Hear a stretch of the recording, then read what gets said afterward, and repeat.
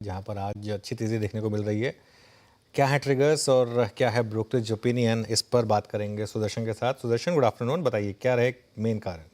Good afternoon. सो PNGRB जो जानते हैं कि गैस रेगुलेटर है, आज उन्होंने कुछ एक चेंजेस बोला है नेचुरल गैस रेगुलेशन 2008 में, और वो चेंजेस अप्रैल 11 तक कमेंट मांगा है सारे की प्लेयर से। अगर जो वो आ जाते हैं उसके बाद फाइनल गाइडलाइंस गैस रेगुलेटर की तरफ से आएगा। तो मैंने कुछ एक मेजर चेंजेस उसमें से नोट डाउन किया है। पहला है कि प्राइस ऑफ गैस जो फ्यूल रिक्वायरमेंट होती है, तो गेल का मानना था कि उसका जो टैरिफ का कंप्यूटेशन बेसिकली कैलकुलेशन होना चाहिए वो कॉन्ट्रैक्टेड प्राइसेस पे होना चाहिए। वो मान लिया गया है पीएनजीआरबी के द्वारा, और वो जो उन्होंने चेंजेस अनाउंस किया है उसमें इन्होंने मेंशन किया है वो गेल के लिए पॉजिटिव होगा। दूसरा, ओल्डर गैस पाइपलाइंस के लिए है। एक बार जब पाइपलाइन 10 साल से पुराना हो जाता है तो उसमें बोला गया था कि अगर जो पहले के रेगुलेशन में अगर जो वॉल्यूम्स आपका 80 to 85% के ऊपर रहेगा तभी आप इंक्रीमेंटल रेवेन्यू का 50% आपको मिल सकता है। अब जो चेंजेस आया है उसमें बोला गया पीएनजीआरबी के द्वारा कि अब वो वॉल्यूम का जो लिमिट है 80 to 88% से घटाकर 75% कर दिया जाएगा, जो कि जीएसपीएल के लिए मेनली पॉजिटिव होगा और टू एन एक्सटेंट गेल के लिए पॉजिटिव भी होगा। अब आते हैं सिटी गैस कंपनीज के लिए इसमें क्या है। तो अभी क्या है, city gas company 3 tariff zones हैं, टैरिफ 1, टैरिफ 2 और टैरिफ 3।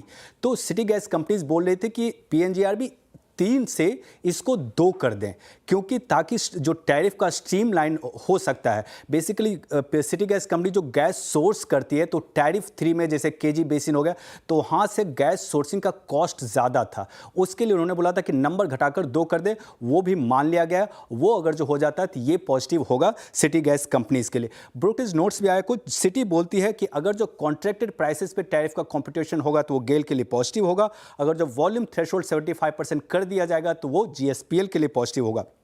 सीएलएसए बोलती है कि अगर जो चेंजेस इंप्लीमेंट कर दिया जाता है पीएनजीआरबी के द्वारा, तो वो उसके कारण जो है ऑपरेशनल एक्सपेंडिचर एमजीएल और आईजीएल के लिए घटेगा, और ये दोनों के लिए फायदेमंद होगा।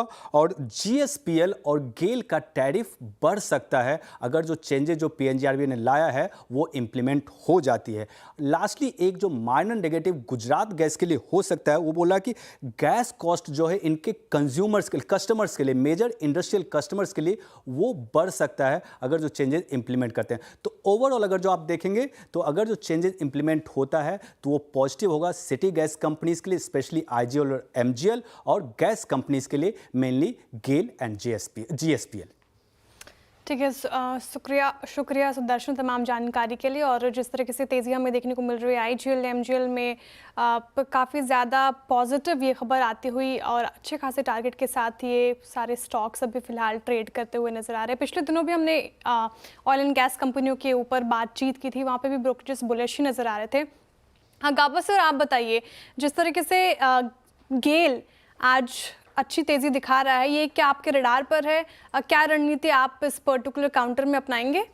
देखिए, बेसिकली देखा जाए तो एक अपमूव मिला है गेल में, लेकिन आज का जो हाई है करीब 187 के आसपास, 188 के आसपास, ये स्ट्रॉन्ग रेजिस्टेंस है, 200 मूविंग एवरेज है। अगर डिप मिलता है, बाय मोड पर है, लेकिन अगर डिप मिलता है तो खरीदे लायक है, वरना मैं थिंक बेस्ट अवॉइडेड और इग्नोर गेल। गेल पे फिलहाल ये रणनीति आती हुई, इनफैक्ट कुछ और